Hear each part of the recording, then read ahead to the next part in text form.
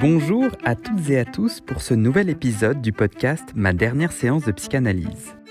Angelica est fille de psychanalyste. Elle s'est allongée la première fois sur un divan au Brésil à 14 ans.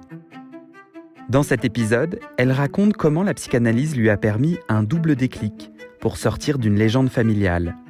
Elle a mis à jour un malentendu à propos de son père et révélé la part toxique de son rapport avec sa mère. Sur le divan, elle a pu penser, avec un E et avec un A, son lien à la maternité et à la famille. Une véritable renaissance, comme elle dit. Angelica nous raconte aussi les limites de la psychanalyse, du silence de ses analystes, et pourquoi elle a finalement quitté le divan pour aller vers une psychothérapie plus concrète. Avant de vous laisser découvrir ce joli témoignage, petit message de service. Si vous aimez ce podcast, dites-le moi. Prenez quelques secondes pour aller sur votre application Apple Podcast et mettez 5 étoiles ou un petit mot d'encouragement. Je développe et monte chaque épisode seul, avec les moyens du bord, et votre soutien me donne de l'énergie. Très bonne écoute à vous et à bientôt.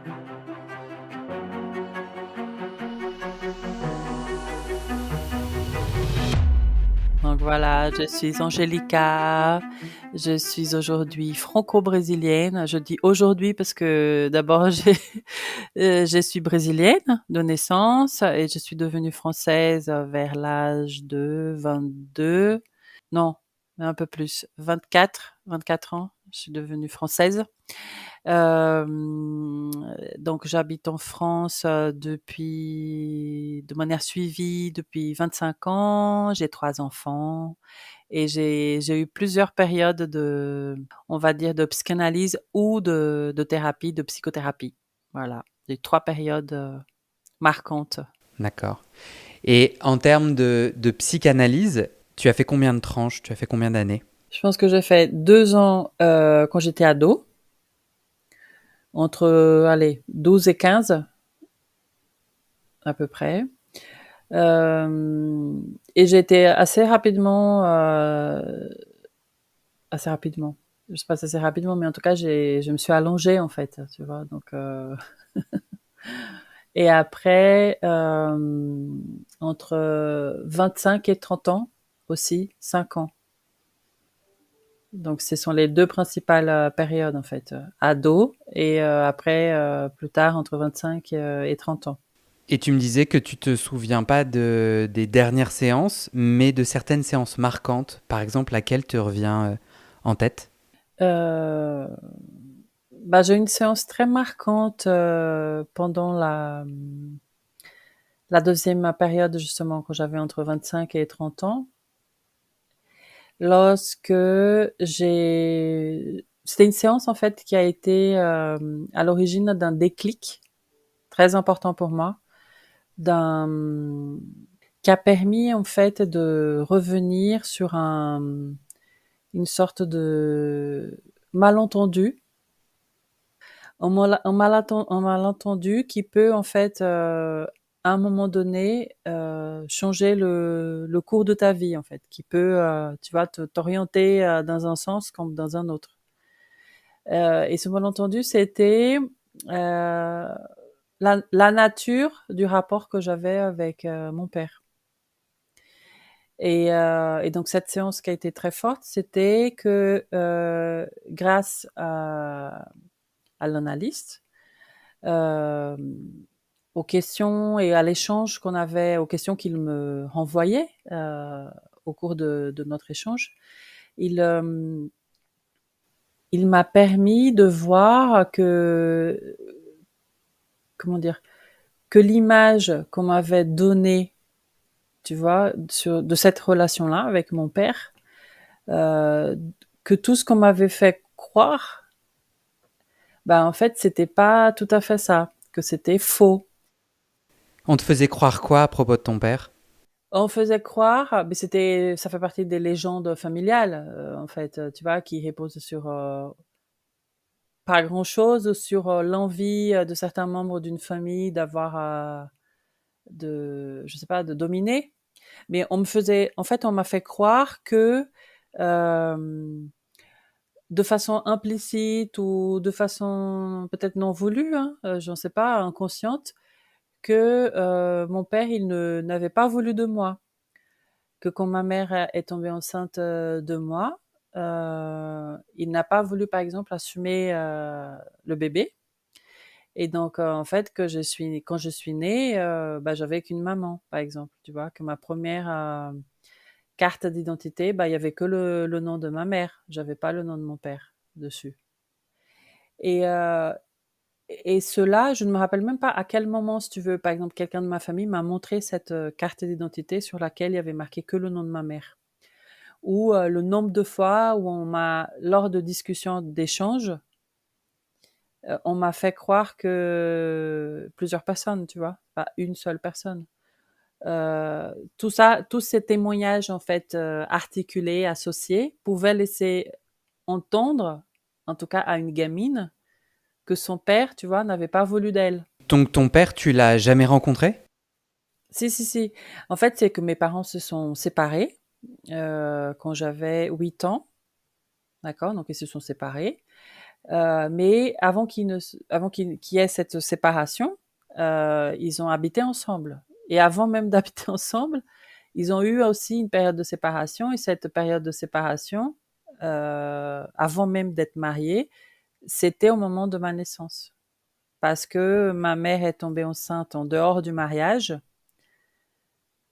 tu vois, en dehors, comment dire, du cadre de l'époque, donc non mariée.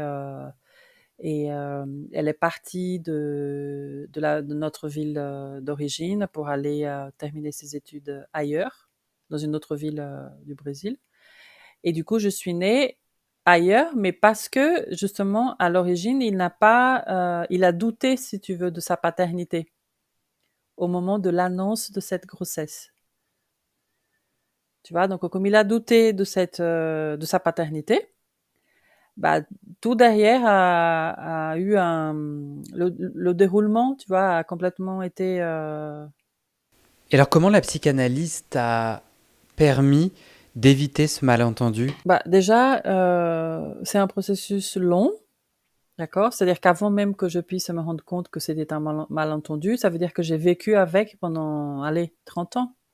Parce qu'en plus, c'était pas loin de la fin, en fait, de cette deuxième période de psychanalyse, en fait. Tu vois, donc c'était pas au tout début. Je dirais, je sais pas, je devais avoir peut-être 28 ans, donc ça fait quand même 28 ans sur lesquels tu vis avec une information sur toi et sur la relation avec quelqu'un qui est quand même important, un pilier de ton histoire, qui est fausse.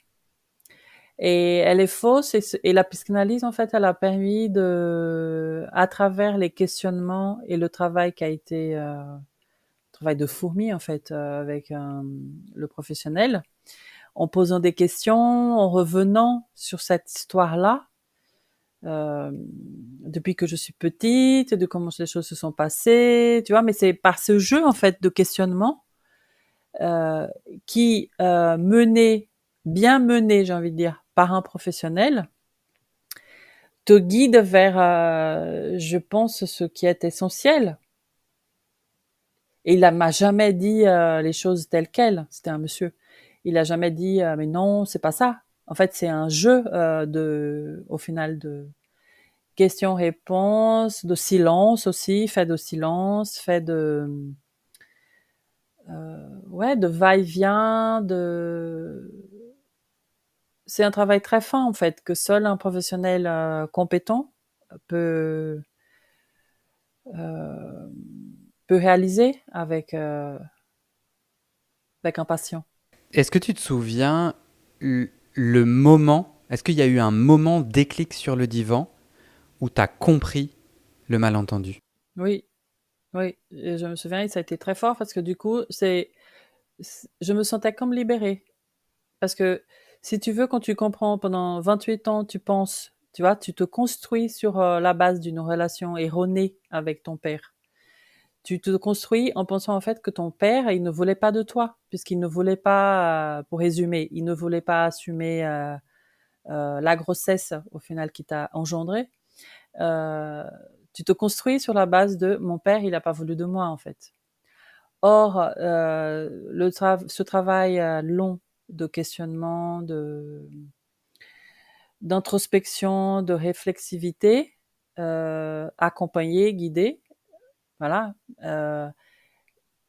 En fait, il a permis à un moment donné, donc ce jour-là, de me rendre compte, en fait, et c'était faux, je pense que c'était à la suite d'une question qu'il a dû me poser, et que moi, j'ai formulé vraiment la phrase, je dis oui, et c'est moi qui a formulé la réponse, je dis oui, en vérité, c'est pas mon père, il était, comment dire, il n'a pas refusé l'enfant, il ne refusait pas l'enfant, c'était pas l'enfant qui était en doute, c'était la relation avec ma mère qui était au cœur de cette au final de ce conflit, de cette mise en doute en fait. Mais l'enfant à ce moment-là, déjà il n'existait pas en fait déjà pour le père, tu vois, c'était bon, c'est autre débat. Mais cette séance-là, elle a été forte parce que c'est comme si je pouvais renaître, tu sais. C'est hyper, c'est vertigineux au final parce que tu te rends compte que grâce à cette relation hyper forte et aussi à ce transfert, euh, ce professionnel, il t'a guidé dans les questionnements qui étaient assez justes et qui te permettent de quitter l'âge de l'enfance alors que tu as 28 ans. Tu vois, de laisser derrière toi ton enfance pour te dire à la 28 ans, voilà, tu es un adulte, bah en fait, je me suis construite sur la base de presque d'un mensonge, tu vois, de quelque chose qui était complètement un quiproquo. En fait, mon père, il m'a toujours aimé. Tu vois, je veux dire, à ce moment-là, lorsque j'ai dû quitter euh, dans le ventre de ma mère, en fait, la ville dans laquelle ils vivaient tous les deux, l'enfant, il n'était pas là, en fait. Suite à ce déclic, qu'est-ce que tu as fait? Bah, ça a été quand même un déclic assez, comment dire, fondateur. Fondateur parce que il va instaurer un autre lien entre une fille et son père. Parce que immédiatement après le déclic, tu contactes ton père et vous avez une discussion? Bah, en fait, le lien, il n'a jamais été coupé avec mon père. Hein. C'est-à-dire qu'ils se sont séparés, voilà. Donc après, pour résumer, euh, il n'a pas assumé tout de suite cette grossesse. Donc au départ, j'avais une carte d'identité sur laquelle il n'y avait pas son nom. Mais ensuite, je suis rentrée dans dans notre ville d'origine. Ma mère avait terminé ses études. On rentre dans la ville d'origine et il assume cet enfant. Il reconnaît cet enfant. Je dis assume, mais en fait, c'est en portugais que tu dis ça. Il reconnaît cet enfant. Donc, je retrouve, si tu veux, le nom de mon père, d'accord, à ce moment-là. Donc ils vivent ensemble entre donc mes 2 ans et mes 8 ans, donc 6 ans, et ensuite ils se séparent, d'accord. Donc j'avais 8 ans.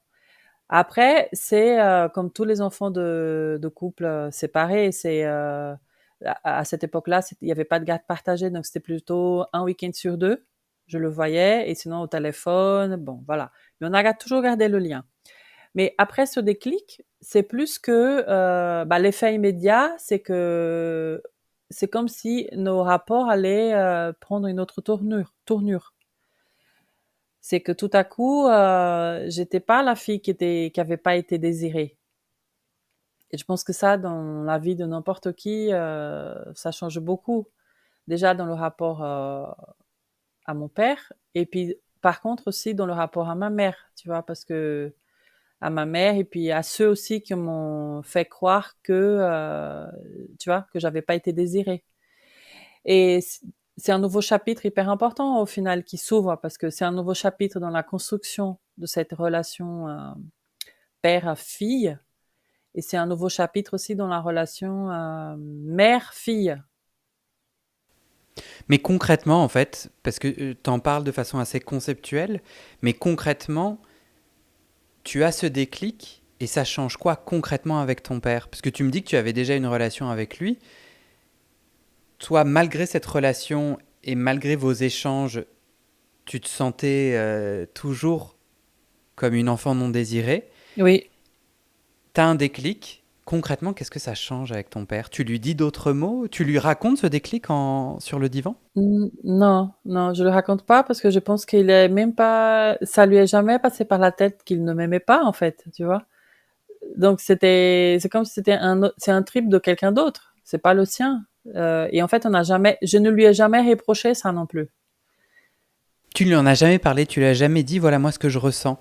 Non. Et lui, il aurait peut-être pu te dire, mais je t'aime ma fille, non? Oui, tout à fait, mais je lui ai jamais parlé de ça.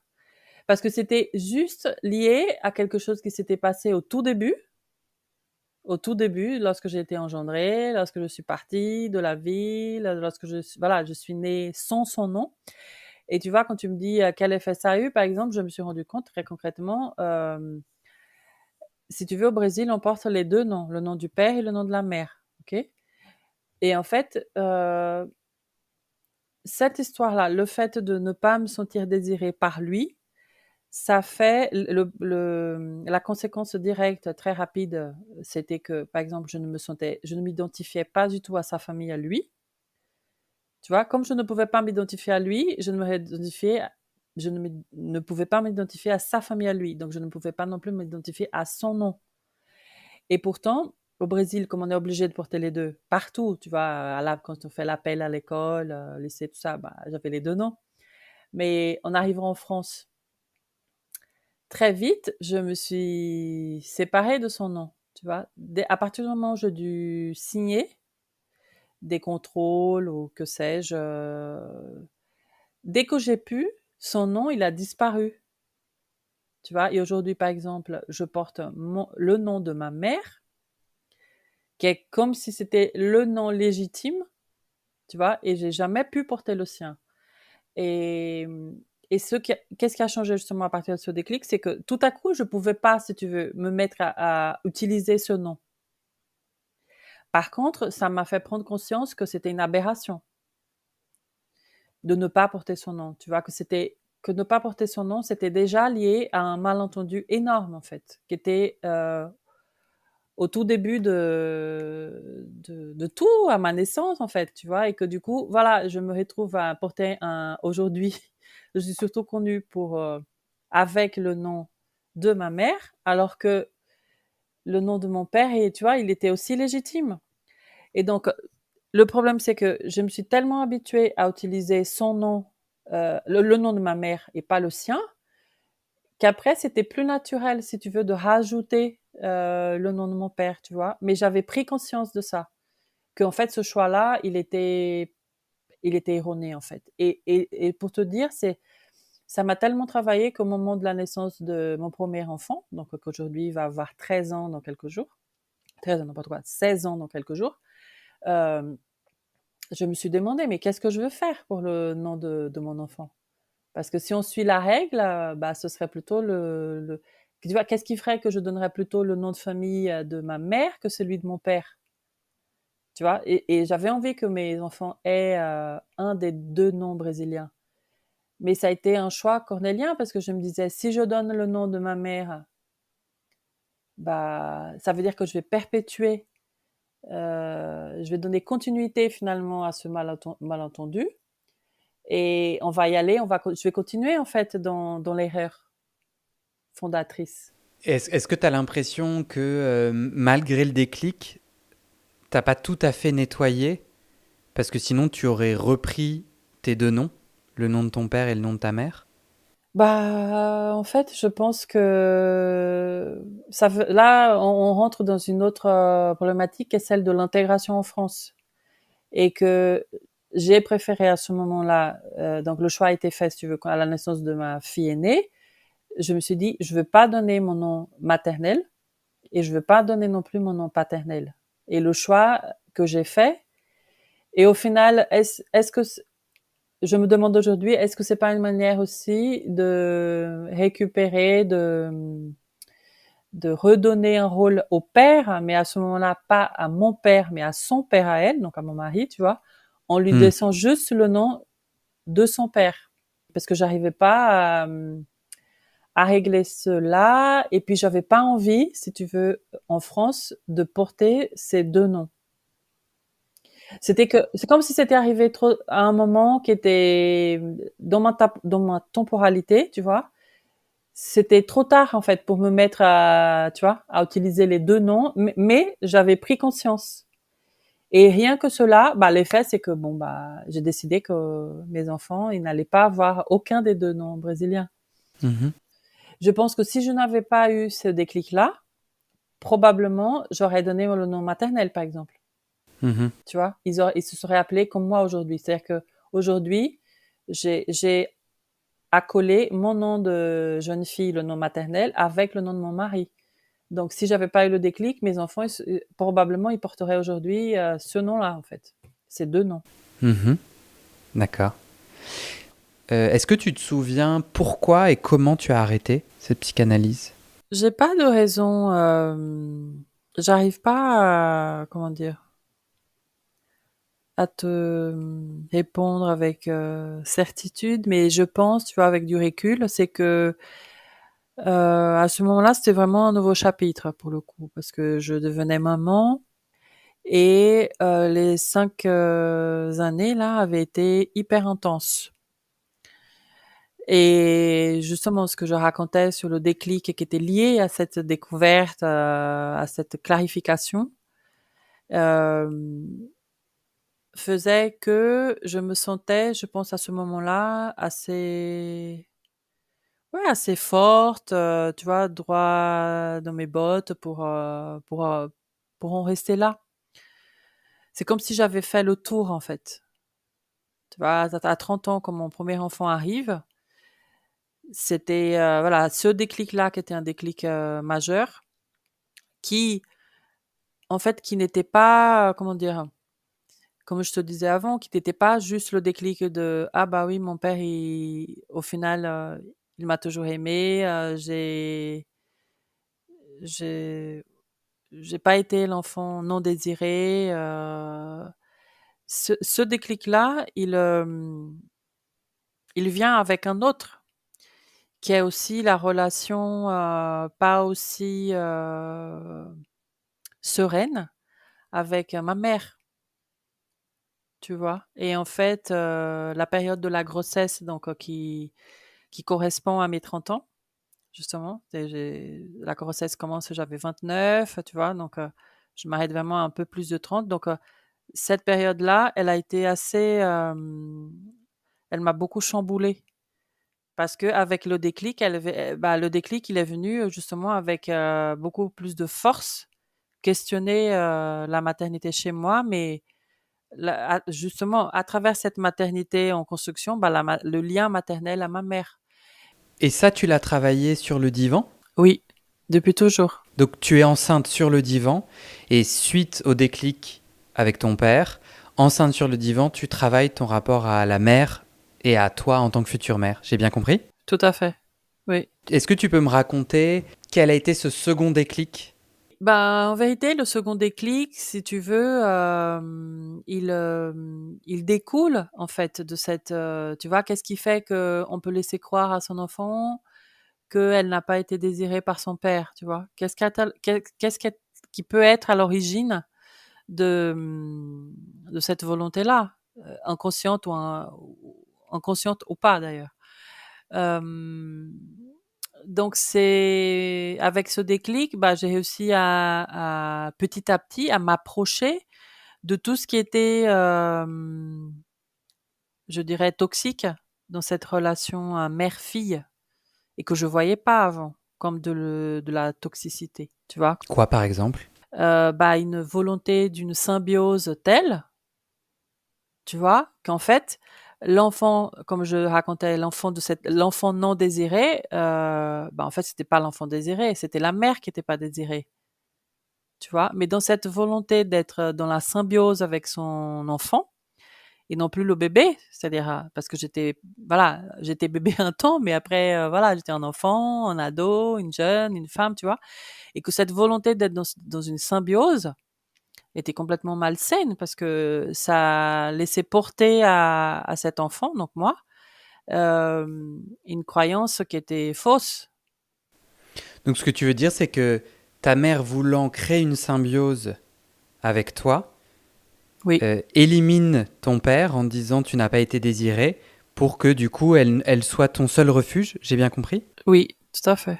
Ça, on le résume, tu vois. Bien sûr que c'est beaucoup plus complexe que ça, que c'est aussi, aujourd'hui avec du recul, en tout cas, ça me saute aux yeux. Mais quand tu le vis, bien sûr, c'est pas aussi visible. Tu vois, c'est des processus un peu insidieux. Tu te rends pas compte, en fait. Surtout en étant gamine, en ayant vécu plus avec l'un de tes parents, parce que j'ai toujours vécu avec ma mère. Donc voilà. Ça me fascine parce que tu me disais un peu plus tôt, le moment qui n'a pas été enregistré, que ta mère était psychanalyste. Oui. Il n'y a pas un dicton qui dit les cordonniers sont, les cordonniers sont les plus mal chaussés? Si, tout à fait. Voilà, je pense que il est très adapté. Mais sur son divan à elle, c'est pas quelque chose qu'elle a étudié, le rapport à la mère et à la fille? Aucune idée. Elle t'en a en tout cas pas parlé. Non, et franchement, vu comme elle fonctionne jusqu'aujourd'hui, si si le sujet a été abordé avec, voilà, au cours d'une, psychanalyse de son côté, soit elle ne l'a pas traité jusqu'au bout, soit elle a complètement refusé de le traiter. Parce que les problématiques, elles sont toujours là, tu vois? De notre côté, dans le rapport mère-fille, difficile, c'est toujours d'actualité, tu vois?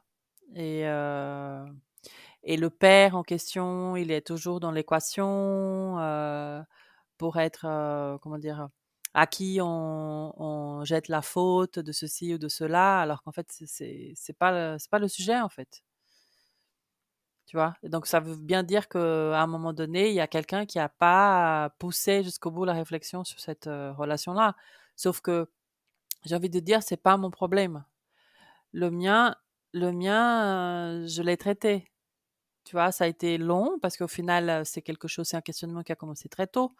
Parce que quand j'ai commencé à l'âge de 12 ans, elle était au cœur de mes questionnements d'adolescente. Après, on peut dire: «C'est normal», tu vois? Quand tu as une femme ado, c'est la mère, en fait, que tu as besoin de t'affranchir, en fait, de tes voilà, de Tu dis quand tu as commencé la psychanalyse à 12 ans? oui, bah, je commençais, j'étais pas allongée à 12 ans, mais je commençais à voir la psychanalyste à 12 ans, oui, oui.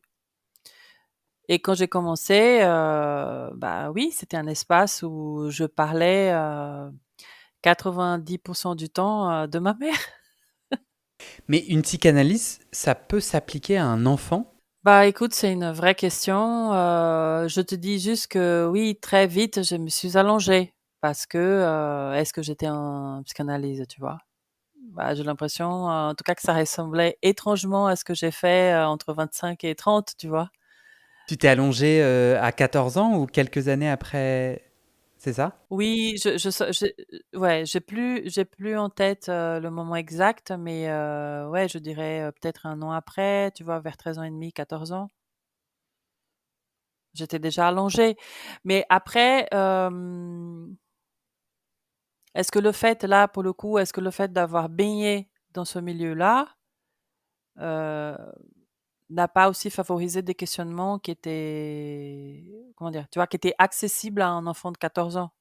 Tu vois ce que je veux dire? C'est-à-dire, si j'avais pas été, fille de psy, est-ce que j'aurais pu avoir les mêmes questionnements à 14 ans? C'est ça que je veux dire. Je ne sais pas. Toi, t'as quel souvenir de cette psychanalyse si jeune? Bah, ça m'a fait beaucoup de bien.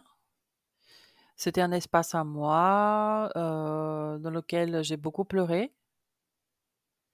Mais, si tu veux, je garde pas le souvenir d'un espace dans lequel j'ai pu, construire des réponses à mon mal-être de cette époque, tu vois? C'est-à-dire que j'ai commencé à mettre le doigt sur quelque chose, mais que j'étais justement, c'est là où je pense que la question de l'âge, elle a un rôle. C'est-à-dire que quand on est trop jeune, on peut avoir des questionnements, qui très poussés, et c'était le cas déjà à ce moment-là. Mais en revanche, on n'a pas la maturité suffisante pour arriver, au même endroit, tu sais? Pour aller aussi loin, pour, accepter de voir certaines choses, pour, boucler le raisonnement. Tu vois ce que je veux dire? On met le doigt sur quelque chose, ça nous fait pleurer. C'est comme si tu fais une métaphore, voilà, tu mets le doigt sur la blessure, ça te fait mal, tu pleures, tu sais que tu as une blessure là, tu vois, tu identifies, tu qualifies, mais tu n'arrives pas à la soigner. Alors que quand tu fais ce même travail un peu plus tard, que tu as un peu plus vécu, que tu as pris peut-être plus de recul, et que l'âge apporte justement ouais, cette capacité à questionner même le monde et les liens autrement, à t'affranchir des liens aussi, bah, tu vas plus loin. Et c'est vraiment la différence que je fais, c'est que la première période entre 12 et 15, bon, bah, j'étais beaucoup trop jeune en fait pour aller suffisamment loin. Mais n'empêche que ça a été le déclenchement en fait de quelque chose. Et c'est toi qui as demandé cette psychanalyse. C'est pas ta mère qui t'a... Non, non, non, c'est moi, suite à j'avais pas vraiment des crises d'angoisse, mais j'avais des questionnements sur la mort, à un âge où tu es plus censé penser à la mort, en fait. Tu vois, on dit que les enfants autour de l'âge de 8 ans, je crois, ils prennent conscience plus fort, en fait, de la mort, que les parents, les grands-pères, les grands-parents vont mourir, tout ça. J'avais déjà 12 ans, tu vois, j'étais plus toute petite et plus, non, pas encore assez grande, on va dire, mais je pensais beaucoup à la mort et c'était des pensées assez angoissantes. Et c'est suite à ça que j'ai demandé à ma mère d'aller voir quelqu'un. Mais je m'étais pas, si tu veux, je ne savais pas qualifier d'où venait cette angoisse et pourquoi la mort, quoi. Est-ce que tu envisagerais de faire une troisième tranche de psychanalyse aujourd'hui? Non. Aujourd'hui, sincèrement, non. Parce qu'en fait, mes besoins, ils ont évolué et que, en fait, c'est cette psychanalyse de 5 ans, entre 25 et 30, qui a été hyper forte, intense dans tous les sens du terme, et qui a posé toutes les bases euh, pour un travail, je dirais, pendant plusieurs années, au fait, qui a été plutôt très personnel, tu vois, où j'étais seule, en fait, où j'étais en travail solitaire, ouais, réflexif, et qu'aujourd'hui, mes besoins, depuis plus de 5 ans maintenant, c'est plus de la psychothérapie. J'ai besoin de beaucoup plus d'interaction, tu vois. J'ai compris, en tout cas, j'ai le sentiment aujourd'hui, je ne pense pas me tromper, mais j'ai le sentiment d'avoir vraiment fait tous les constats, tu vois, d'avoir vraiment été chercher du côté des racines de, du mal, de mes démons, et qu'aujourd'hui, je sais les nommer. Et que la psychanalyse, elle m'a surtout servi à ça. Elle m'a aidé à avoir ces différents déclics, tu vois, à différents moments, voilà, à poser les constats, à identifier, mais que pour agir, vraiment pour agir, pour aller dans le concret, bah, c'était plus la psychanalyse en fait qu'il me fallait, en tout cas moi. Les 2 psychanalystes que j'ai eus, ils étaient quand même assez, laconiques, en fait. Surtout le deuxième, je trouve, en fait, avec du recul, qu'il était très compétent, tu vois? Qu'il est très compétent. Mais n'empêche qu'aujourd'hui, pourquoi ça ne m'irait plus? C'est que j'ai plus envie de ça, en fait, de ces échanges, aussi brefs où tu lances, une phrase, et que tu vas C'est-à-dire essayer lui, de lui lance une phrase comme oui, ça oui, et après il te laisse toute seule toute seule. dans le silence avec cette phrase, c'est ça? C'est ça. Je ne supportais plus ça. Je ne supportais plus ça et c'était plus ça dont j'avais besoin puisqu'en fait, tu vois, les 5 dernières années justement, donc 2e période, elles avaient déjà été, suffisamment loin pour moi et donc cette, 3e phase dans laquelle je suis aujourd'hui, avec quelqu'un qui est plus dans la psychothérapie, à la limite, on pourrait se dire, «Bah, là, je suis prête même à arrêter». Mais j'ai encore des choses, j'ai des questionnements, mais qui sont nouveaux, qui sont, comment te dire? Ils sont nouveaux dans le sens aujourd'hui, c'est même plus ma propre maternité, tu veux, ce qui est en jeu, tu vois. Mais pour le coup, c'est comme j'ai bien travaillé en amont, tu vois, moi en tant que fille, maintenant je suis dans une autre phase où je suis moi en tant que maman. Mais j'ai un socle quand même de questionnement qui est solide. Merci. Bonne soirée, puis au plaisir de te rencontrer pour de vrai. Avec plaisir. À très bientôt. À bientôt, Guillaume.